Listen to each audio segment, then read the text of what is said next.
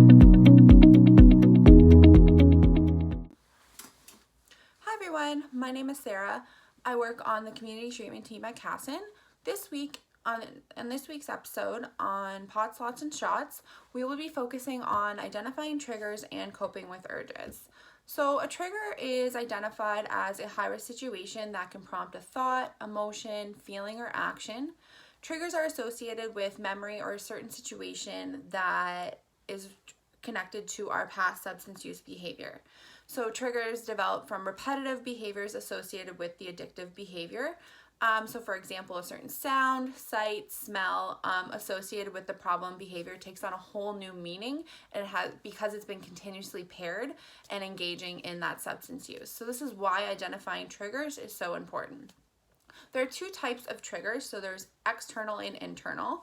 So external is more so people, places, and things, certain interactions with people, neighborhoods, drug paraphernalia. And then internal triggers are more so emotional. So something going on inside your body and mind. Some emotions can be anxiety, depression, anger, boredom. So why do we want to identify triggers? Triggers are extremely personalized to each individual. Identifying triggers is step one in your relapse prevention plan. It is helpful to be aware of your triggers and normalize them. Once we have identified triggers, we can start to learn how to cope with cravings and urges. We can prepare and strengthen our coping skills that are associated with our cravings. So now that we understand what a trigger is, we can discuss ways to cope with urges that happen after we get interacted with a trigger. So each person is going to cope with their urges in a different way. It is important to understand that we're all different and there's no one size fits all in coping skills. So some helpful ways to cope with urges can be journaling.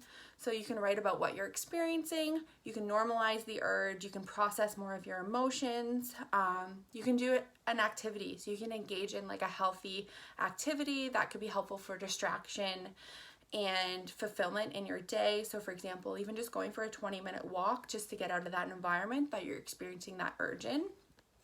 Creating a coping card. So you can create a little card that has your top 3 coping strategies, your go-to supports, and a positive affirmation. So I am statements are usually pretty powerful in that situation.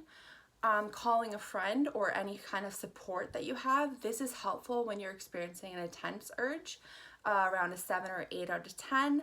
And connecting with someone is helpful to tap into your rational mind and bring into reason to your thoughts.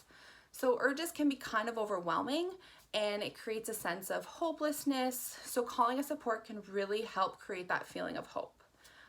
Using the statement, "This too shall pass," as no emotion or feeling is ever permanent.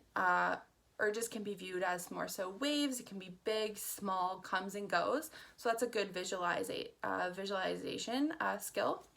So there are many different ways to cope with urges. So if you're having difficulty coping with urges or cravings, or you have more questions about that, feel free to reach out to Casson at 905-684-1183, and you can talk to a counselor about managing your urges and learning new coping strategies. We are available Monday to Friday. Just give us a call and we'd be happy to answer your questions. Thanks. Have a great day.